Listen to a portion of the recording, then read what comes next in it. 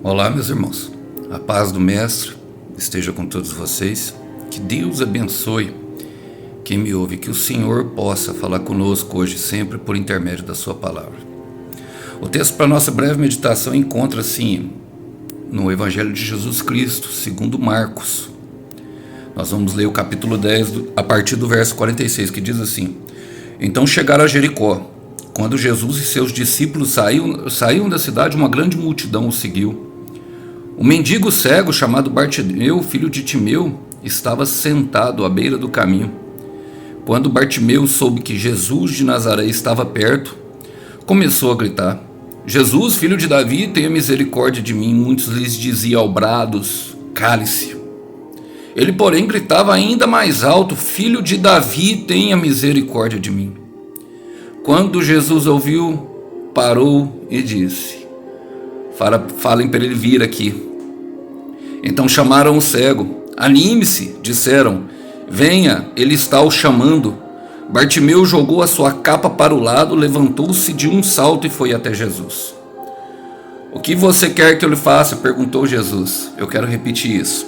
O que você quer que eu te faça? Te pergunta Jesus hoje. O cego respondeu: Rabi, quero enxergar. Jesus lhe disse: Vá, pois sua fé o curou. No mesmo instante o homem passou a ver e seguiu pelo caminho. Seguiu Jesus pelo caminho. Glória a Deus, irmãos. Eu particularmente vejo esse milagre de Jesus como um dos mais intensos em questão de aprendizado e sabedoria. Na questão de como Jesus tem toda a consciência do chamado, de como se comportar e principalmente de como obedecer a toda a palavra de Deus para que a palavra se cumpra em minha, na sua e principalmente ele cumpra. Uma das coisas que ele falou é que ele veio não para desfazê-la, mas para cumprir toda a palavra. Então eu quero fazer algumas aplicações pertinentes, trazer esse texto para a nossa vida. Vamos começar. Fala que eles chegaram em Jericó, e quando Jesus e seus discípulos saíam da cidade, uma grande multidão o seguiu. Irmãos, Jesus, ele se movimenta por propósito. Ele se movimenta, tudo que ele faz, todos os movimentos, toda a palavra que sai da sua boca tem um propósito. Primeiro, que a palavra dele não sai e retorna vazia. Segundo, todos os lugares aonde ele esteve em corpo físico é porque ele precisava estar naquele momento. Eu gosto da ideia que a Bíblia traz de momento em que nós vivemos e da certeza de que não há acaso em nossas vidas. Quando ele fala no livro de Esther, capítulo 4, versículo 14, quem sabe não foi para um tempo como este que você tenha nascido. O nascimento, ele tem um propósito, e todos os lugares onde nós estamos, inclusive o tempo em que nós vivemos agora. E talvez o tempo que você viva não seja um tempo favorável, um tempo que você olhe e seja bom. Bom, este era o tempo. Perceba que Jesus ia saindo da cidade, e uma grande multidão ia seguindo. Quando fala de multidão, fala de algo que atrapalha. Mas tinha um cego, fala assim, um mendigo, um cego. Olha as características. Um mendigo cego chamado Bartimeu, filho de Timeu. Bartimeu significa justamente filho de Timeu. A palavra Bar significa, Timeu significa honrado, significa, a palavra ela tem uma característica um pouco de nobreza. É isso que traz um filho de Timeu. Estava sentado à beira do caminho. Irmãos, perceba as características que o autor traz. Fala que ele é mendigo, e além de mendigo, ele é cego. O cego é aquele que tem a característica de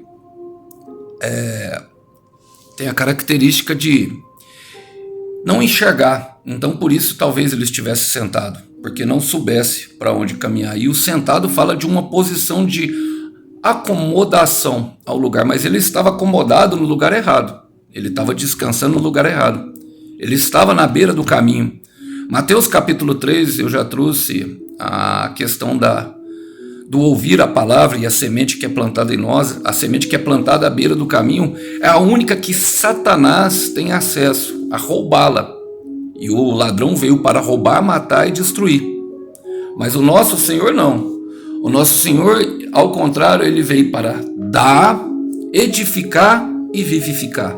Enquanto um vem para roubar, matar e destruir, um vem para dar, vivificar e construir. E talvez você esteja vendo-se à beira do caminho, sentado. Sentado fala de uma posição mais de acomodação, talvez de depressão. Eu estou pregando aqui para pessoas que têm vivido à base de ansiolíticos, que têm vivido à base de cloridato, de olanzapina, toma Rivotril para estabilizar as emoções. Eu estou pregando aqui para pessoas que estão sentadas à beira do caminho. Bom, perceba que o Senhor, ele não se move por necessidade. Aquele cego começou a falar, quando Bartimeu soube que Jesus de Nazaré, e eu quero falar, soube, ele tinha conhecimento de Jesus de Nazaré. Mas o que provocou a mudança de cenário dele? Ele colocou em prática. Ele soube, ele tinha um conhecimento de quem era Jesus de Nazaré. A palavra Nazaré, ela significa Nazarite no hebraico, que significa justamente consagrado por Deus. Mas Filipe, o livro apócrifo do apóstolo Filipe, traz a palavra como Nazará, que significa verdade.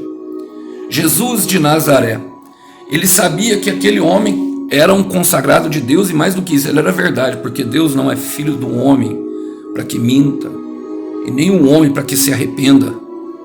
Ele não fala a verdade, ele é a própria verdade. Eu quero repetir para que isso entre em teu coração. Ele não fala a verdade, ele é a própria verdade.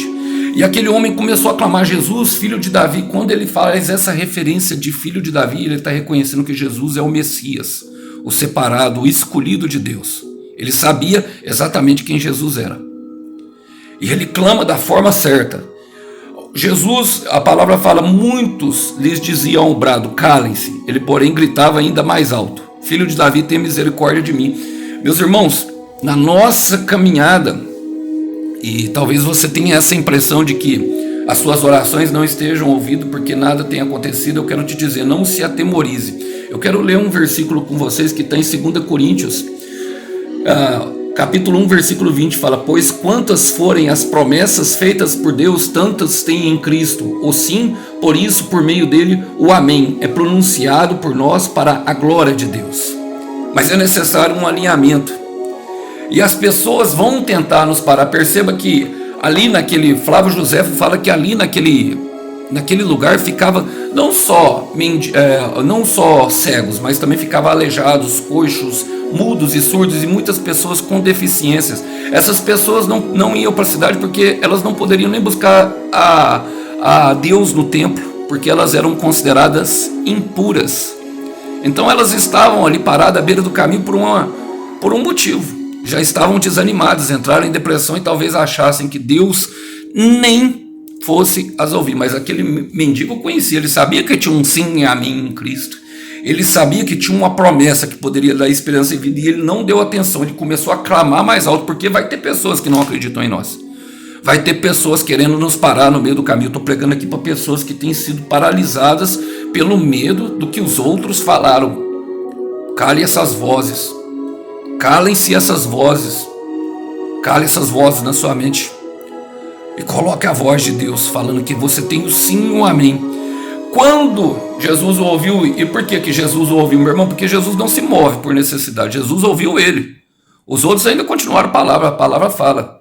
Jesus não se move por necessidade. Se fosse assim, não teria depressão, não teria mendigância, não teria muitas situações ruins no mundo. Ele se move justamente pelo clamor. O clamor a palavra fala que é um grito, é alto mesmo, é algo que vem do coração.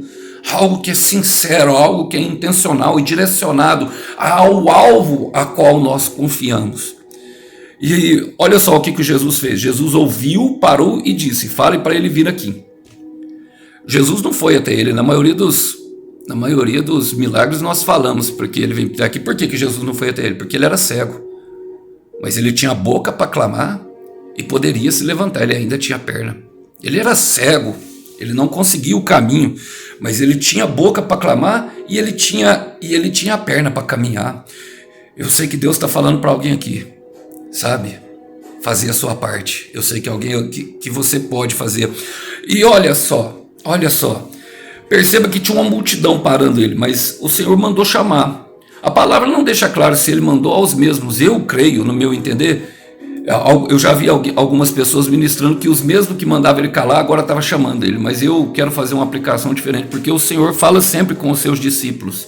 E eu gosto, sabe, de um versículo que está em 2 Crônicas, capítulo 20, versículo 20, que diz assim, a parte B: tenham fé no Senhor, o seu Deus, e vocês serão sustentados. Tenham fé nos profetas e terão vitória. E algumas versões falam e prosperarão.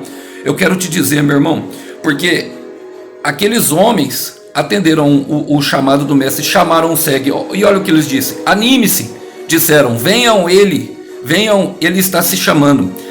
Além daqueles homens atenderem o que o Senhor estava mandando eles fazer, porque o Senhor não saiu do caminho onde eles estavam, o Senhor ficou parado, fez com que o cego viesse até ele, saísse da beira do caminho. Aquilo está provocando em você a condição de sair da zona de conforto, do lugar da tua dor, do lugar da onde tem sido a tua derrota, para você caminhar para a tua vitória. Então eu, como profeta de Deus, se você crê nessa palavra, eu quero te dizer, a palavra primeiro fala, animem-se. E esse é o papel da igreja, encorajar aqueles que estão caídos, levantar, mandou eles se levantar. Levante-se, anime-se, sabe? É estender a mão para quem está caído, encorajar as pessoas que não conseguem, irem até Jesus, falando, e mais do que isso, venham, ele está lhe chamando. O venham, ele está chamando, está falando de um destino profético, de um destino ao qual você desfrutará de paz e alegria. Eu quero te falar, meu irmão, você que tem vivido no meio da depressão, você nasceu para dar certo. Você é uma criatura de Deus, um filho de Deus, você nasceu para dar certo. A semente, quando é lançada na terra, ela dá certo.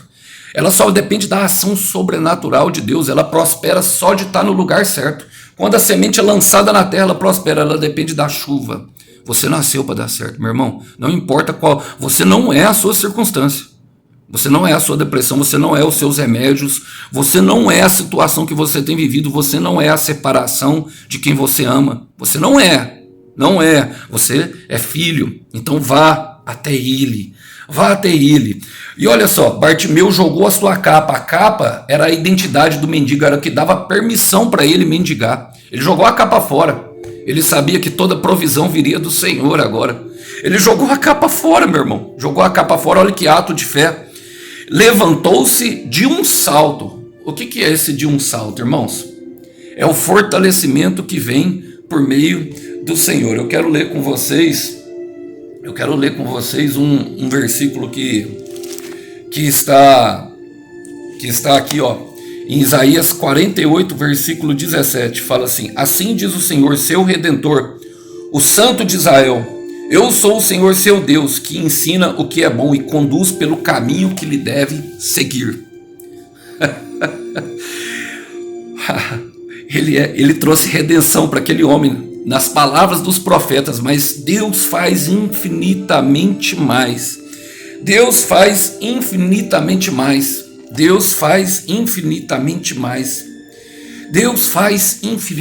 Eu quero repetir para que entre no teu coração. Deus faz infinitamente mais. Alguém precisa ouvir isso.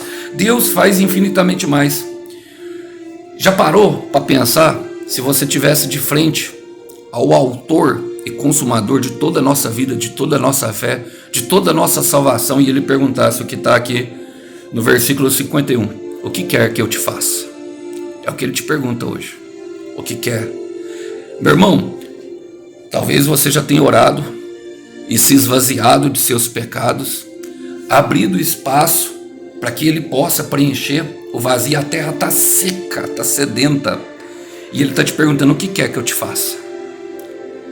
E ele não fala só de uma coisa, não. Você pode falar, dá nome ao que você quer, dá nome à promessa, Você tem o sim e o amém. Dá nome àquilo que você quer. Fala, sabe, com muito amor no coração. O que você quer que eu te faça? Perguntou Jesus. Olha o que o cego respondeu.